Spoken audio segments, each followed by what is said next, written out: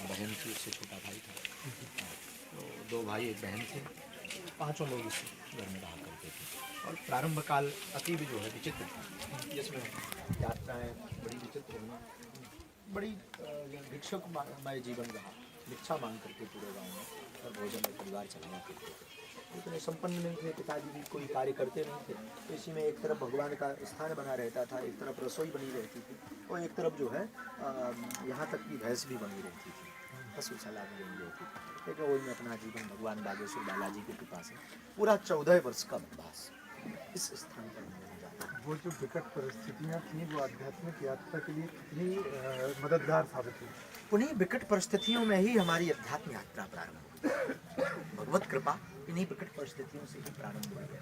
और हमारी दृष्टि तो ये कहती है कि जो कहावत आदिकाल से चली आ रही है कि भगवान जो भी करते हैं अच्छे करते हैं, अच्छा करते हैं, अच्छे के लिए करते हैं, तो ये बागेश्वर बालाजी की ही महिमा है कि इन स्थितियों में नहीं रहे होते तो उनसे लगन नहीं लगती। इन परिस्थितियों में रहे, यहाँ चलते रहे, यहाँ पर खेले हैं, यहाँ पर जो संकीर्णता है, उस संकीर्णता में व्यापकता की जो ललक थी, उस व्यापकता को पाने के लिए बागेश्वर बालाजी के चरणों में सिमरन, बागेश्वर बालाजी के चरणों का ध्यान, और जो है मन में भाव था कि इसके ऊपर एक छत डल जाए, ये भाव रहा।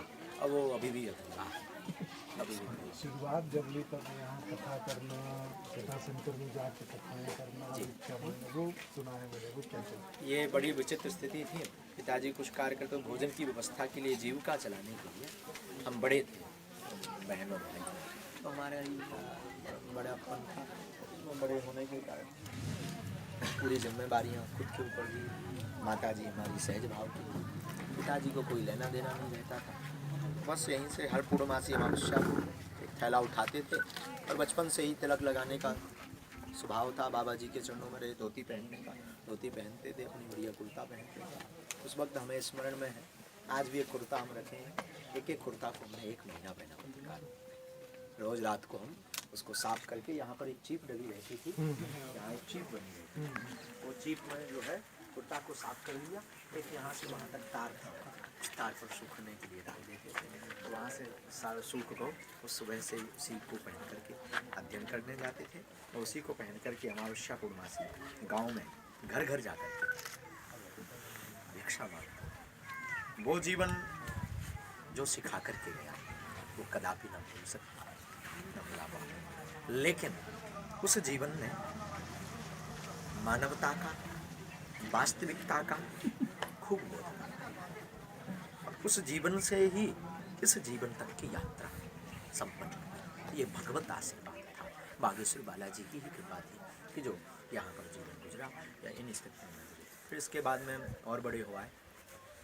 9 वर्ष की अवस्था से ही, हम 8 वर्ष की अवस्था से ही रामायण पाठ, सत्यनारायण की कथा इत्यादि करने लगे, और सत्यनारायण की कथा गांव वाले लेवा जाते थे।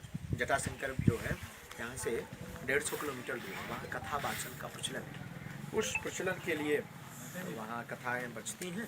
पुरोहित कर्मकांडी ब्राह्मण थे, कुछ पैसा मिल जाता? कुछ दक्षिणी मिल जाती थी। जाते अमावस्या को चले गए, वहाँ से 200-300 रुपये, उस वक्त 200-300 रुपये में 200 रुपये का आटा, भोजन, नाश्ता, जो भी सामग्री करके ला करके माता जी को दे देते थे, 20-25 रुपये। लेकिन कभी भी उन जीवन में ऐसा बोध नहीं गया भगवान ने उस वक्त हमारे लिए 5 रुपये सत्यनारायण की, 5 रुपये सत्यनारायण की कथा, 11 रुपये, 5-10 रुपये में सत्यनारायण की कथा।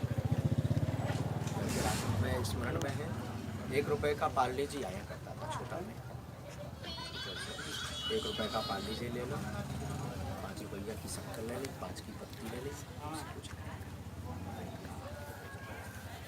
लेकिन यहाँ का स्मरण हमारी जीवन में यही ना यहाँ का स्मरण भूल सकते, ना वो यहाँ का बने। यहाँ खूब खेले बड़े, खूब बड़े भय, यहाँ खेले, स्मरण करके यहाँ बैठना, हमारा स्मृति में ध्यान लगाना, सायंकाल रोज कीर्तन करना। यहाँ जो है एक लकड़ी का बाड़ा, लकड़ी के बाड़े में बैठ थे और रोज कीर्तन करना, हरि स्मरण, भगवत स्मरण। पूज्य दादाजी को, तो दादाजी का जो है ना, यहाँ से कीर्तन फिर यहाँ से